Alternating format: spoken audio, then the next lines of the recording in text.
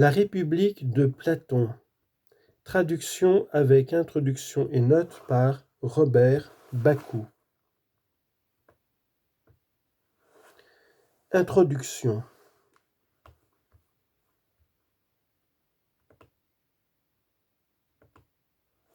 Etu agathou idea megistou mathema.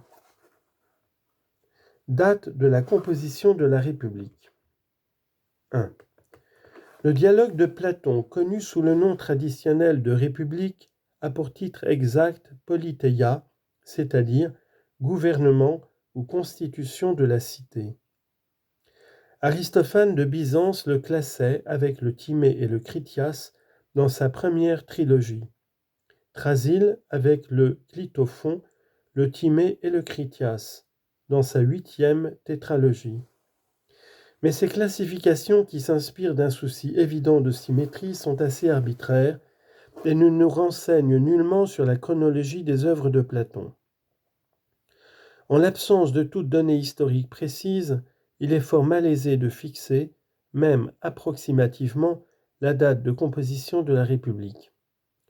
On ne peut en effet avoir recours qu'à deux sortes d'indications, celle que fournit le texte lui-même, par telle allusion plus ou moins directe aux événements de l'époque, et celles qui se déduisent d'une étude comparative des dialogues. Les premières sont très peu nombreuses et ne nous apprennent presque rien, car elles peuvent aussi bien porter sur des faits anciens que récents. Plus féconde est la seconde source d'information, encore que les conclusions qu'on en tire manquent, dans une certaine mesure, de certitude et de précision. Ce n'est pas ici le lieu d'indiquer les procédés mis en œuvre par la méthode comparative, tant en ce qui concerne l'étude du style, mots rares, néologismes, fréquence de l'emploi de certaines particules, etc., que l'étude du développement des grandes thèses platoniciennes. Nous nous bornerons simplement à enregistrer les résultats qu'elle a permis d'atteindre. Ces résultats, il faut l'avouer, paraissent de prime abord contradictoires. Pour les uns, la République, telle que nous la possédons, n'est qu'un tissu assez peu cohérent de divers fragments composés antérieurement à tous les grands dialogues. Pour les autres, elle forme un ensemble ordonné et serait l'œuvre de la maturité de Platon. La première thèse, qui s'appuie sur des arguments plus ingénieux que solides, est à la vérité un pur paradoxe, et depuis longtemps on la considère comme victorieusement réfutée. Une simple lecture de la République suffit d'ailleurs à en montrer l'exagération. La seconde s'accorde beaucoup mieux avec les renseignements, rares il est vrai, que nous fournit la tradition. Mais elle prête à des interprétations diverses. Dès 1839, K.F. Hermann, relevant les notables différences qui existent entre le premier livre et les suivants, concluait que ce premier livre formait à l'origine un dialogue indépendant, lequel, selon F. Dummler, devait s'intituler Thrasymach. Plus récemment, Pollens et Post prétendirent que notre République n'était que la deuxième édition revue et considérablement augmentée d'un ouvrage qui contenait primitivement, outre notre livre 1, l'essentiel des livres 2 à 5. À l'appui de cette assertion, on invoque, premièrement, le témoignage d'Olu Gel, qui dans ses Nuits attiques parle d'une édition séparée de 2 livres environ de la République, c'est-à-dire d'un tiers de l'ouvrage d'après la division d'Aristophane de Byzance. Deuxièmement, le début du Timée, 17c, 19a, qui résume la République et ne mentionne que les sujets traités dans les 5 premiers livres. Troisièmement, le témoignage du Busiris d'Isocrate, où il serait question de la constitution décrite dans ces 5 premiers livres.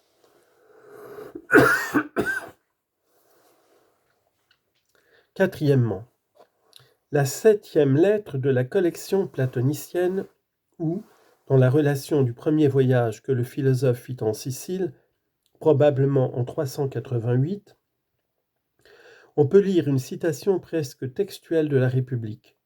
Or, comme notre République ne pouvait être composée sous sa forme définitive en 388, la lettre 7 doit citer une première édition de l'ouvrage. Cinquièmement, l'Assemblée des femmes d'Aristophane, représentée aux Lénéennes de l'an 392 avant Jésus-Christ, qui semble une charge de la cité communiste des livres 2 à 5. Ces arguments ne sont pas sans valeur, mais on a objecté. Premièrement, que l'édition partielle de l'ouvrage ne prouve nullement l'existence d'une première république dont on ne trouve mention dans aucun auteur ancien. Deuxièmement, que le début du Timée contient une allusion assez nette au sujet traité dans les livres 6 et 7. Troisièmement, qu'il n'est pas certain que dans le Busiris, Isocrate ait voulu désigner Platon, qu'il pouvait aussi bien songer à tout autre philosophe égyptianisant, peut-être à Pythagore. Quatrièmement, que Platon a écrit la lettre 7 en réponse aux amis de Dion qui lui demandaient conseil vers 354, c'est-à-dire vers la fin de sa vie, retraçant à grands traits l'histoire des démarches de son esprit, il a pu en négliger le détail et prêter à une pensée qui germa en lui lors de son premier voyage en Sicile la forme définitive qu'elle n'avait reçue que plus tard dans son œuvre maîtresse. Cinquièmement, qu'enfin on ne peut affirmer avec certitude que les critiques de l'Assemblée des femmes visent Platon, surtout si l'on admet, avec la plupart des éditeurs, qu'Aristophane, que cette satire du communisme fut composée avant la publication de la République.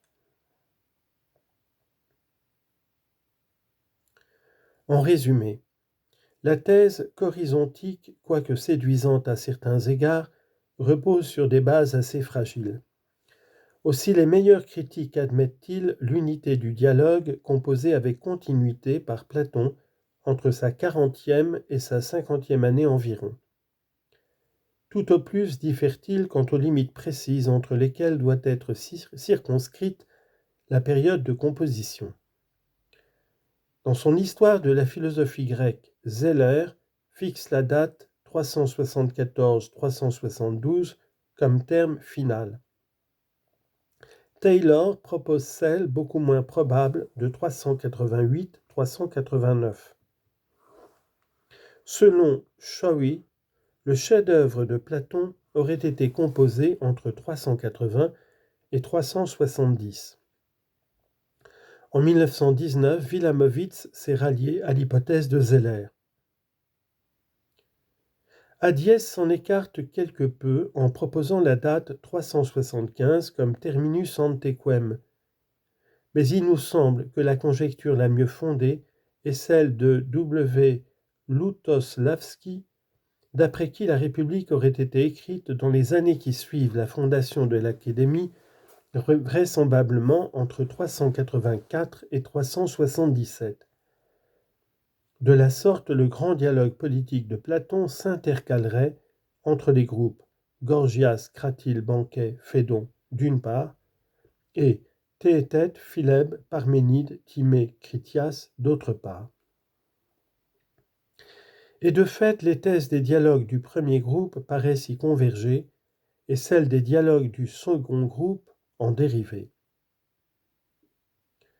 D'une façon générale, on admet que le livre premier, qui rappelle par bien des points, et notamment par sa conclusion négative, les dialogues dits socratiques, se place entre le Gorgias et le Phédon, et peut-être même leur est antérieur. Par ailleurs, on considère les livres 5 à 7 comme postérieurs aux livres 2 à 4 et 8 à 9. Mais de telles assertions, il est à peine besoin de le dire, se fondent sur un simple calcul des probabilités.